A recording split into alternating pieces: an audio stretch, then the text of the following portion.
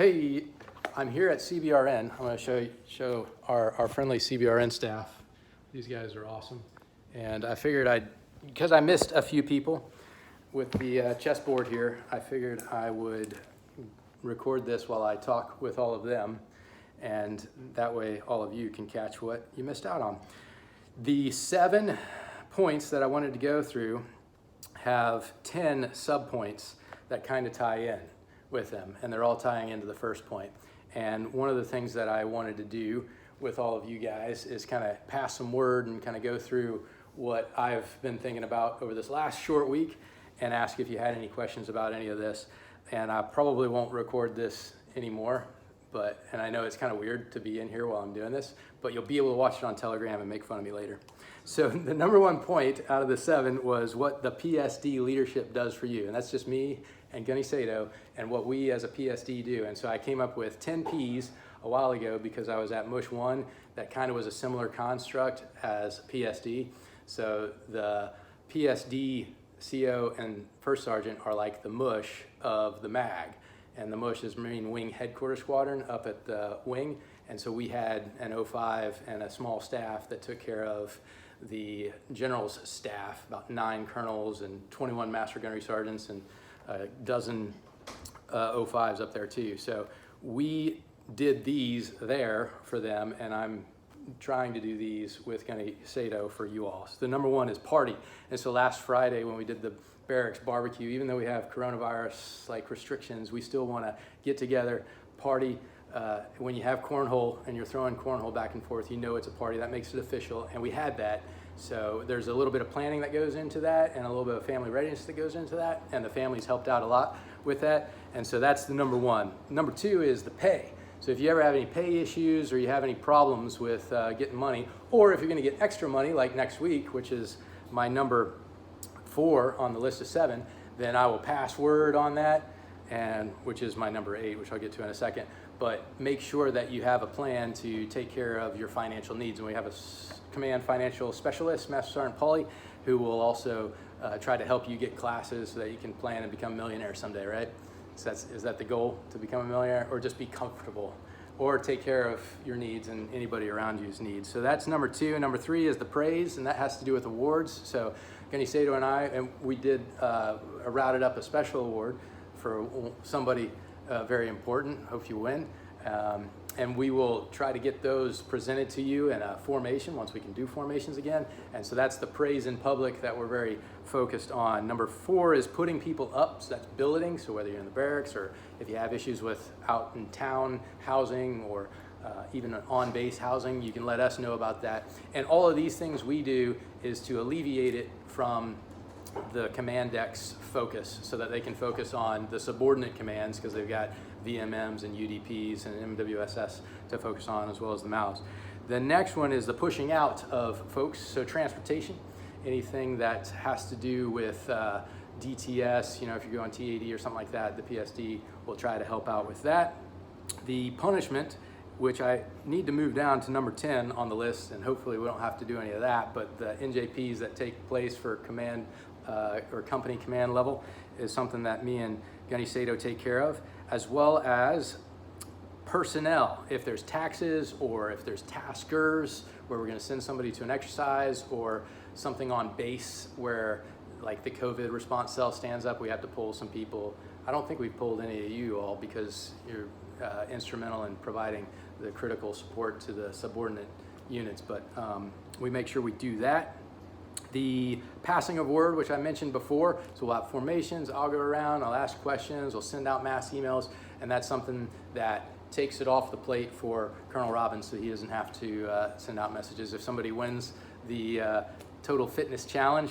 And that kind of brings me back to personnel. Over on that list of 7, I have Force Preservation Council written down. So with personnel is personal readiness, and we want to make sure that everybody is ready to fight mentally, spiritually, physically, and emotionally or socially, right? So I'm doing total fitness challenges each month, and when somebody wins, I'll send out a mass email that's passing word, and sometimes Colonel Robbins will chime in and say congrats to you all too. But for the most part, if there's word to pass to the masses, then I'm going to be responsible for that and ensure that Colonel Robbins can password subordinate commands. Number 9 is PT, and that ties over to number 6, which is the PFT, CFT MAR admin, which you've all seen, and you've got about 85 days left to take your PFT, and then CFT season will start soon. It's pretty hot right now, so maybe that'd be a good CrossFit workout, is do a PFT and then a CFT right after, but you probably wouldn't want to run this order, right? But we'll do PSD PT as well. I don't know if we'll do it next Friday. I'd like to, but we'll see if we can get everybody together and if we're allowed to do that. We started it when COVID went back down, and then we had to stop it because the HPCon went back up. And then finally, number 10 is the PME. So those are the 10 Ps that the PSD is focused on, is trying to take the lead on, and that PME has to do with Lance Corporal Seminar and Corporal's Course and endorsing those kind of things and making sure the S3 gets that out. Again, taking it off the plate of our 06 commander. I didn't pass this to the other sections that I met with this morning, but I have 7 SAs to keep your SA high on. Situational awareness is what SA stands for. And I used to just have 5, but I added a couple to make it an uneven 7, which is a lucky number.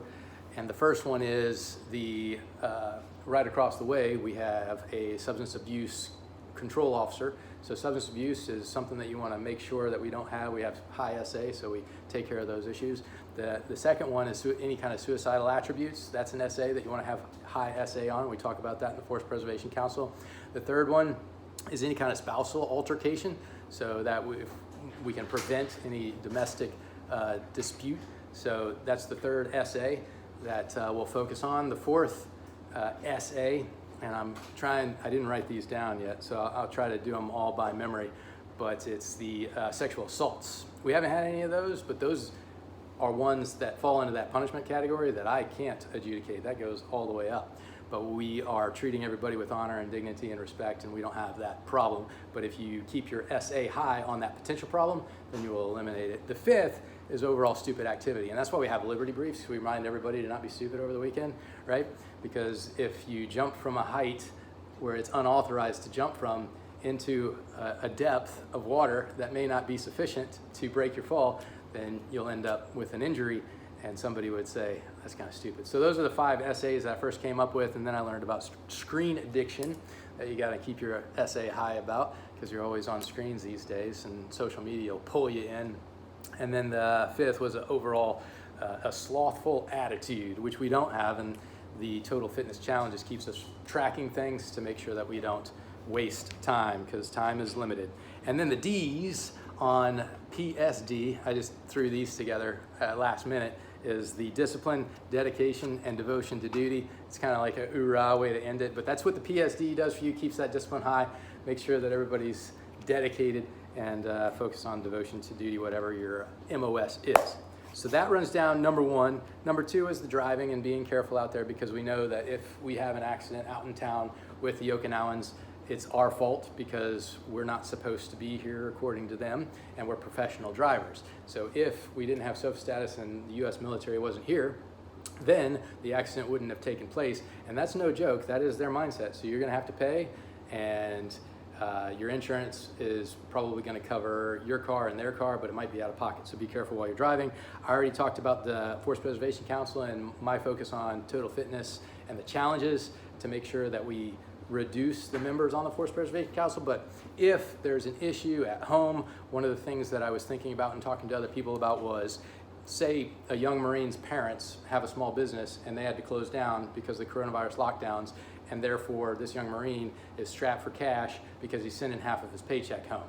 It's great because next week you're gonna get a little bit extra, and so you could help out, but that's something that the chain of command needs to know about, so that we can connect you with a resource such as the Navy Marine Corps Relief Society, and you could potentially get an interest-free loan or a grant to kind of help out with that situation. So that would be something that gets highlighted at the Force Preservation Council, so we can preserve the force, which is you, so that you can continue to serve and not have all these stressors. Does that make sense? Okay. The extra money I already talked about. I kind of did an unofficial poll. Raise your hand if you think that you're going to have to pay it back come January. Raise your hand, raise your hand. So y'all think that we're not gonna have to pay it back? Oh, okay. Well, everybody else is raising their hand because they're like, oh yeah, we're gonna have to pay it back because they said we're gonna have to pay it back. But we have some optimists in here that think Congress is gonna come through for us and make that deferment permanent, which is rumored and it's in the news. And I'm hopeful in that too. I call myself not just a perpetual optimist, but a perpetual positivist. So maintain a positive attitude is helpful. But you may want to set up an allotment in MyPay and DFAS.mil MyPay, so that extra money, you can look at your LES and set that aside for January. And if Congress doesn't come through, then that money that's taken out of your paycheck, say you get an extra $100 next week, or say you only get like an extra $50. That'll be a total of $100 per month that you're getting, and then come January, not only will you be taxed that $100, but you'll have to pay back the $100, so you'll be $200 in the whole in the January paycheck. So if you don't plan appropriately, it might be beans and rice, or chow hall all the time, or not eating out at Coco's over the weekend. So I talked about that. The weather, we've had typhoons like 3 weekends in a row. Should be nice. Get outside, try not to get a sunburn. But enjoy the weather and continue to be aware of what is going on out there. I already talked about PFT, CFT, more admin, but stay fit. And then lastly is the HPCon updates. So we're back to Bravo. I think it's like a Bravo Plus, but you can eat outside at a restaurant if they have outside dining.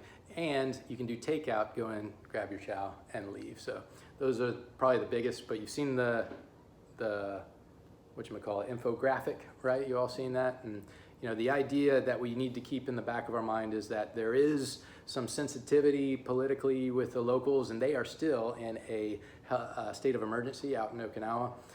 Even if you see people walking around not wearing masks, most of them wear masks, but what we don't want to do is be a bad example so that we get caught on camera, so that somebody puts it on social media, so that you know, colonels and generals are answering to governors or city council members about why we spread the virus, because that's what happens. So that's my wrap up.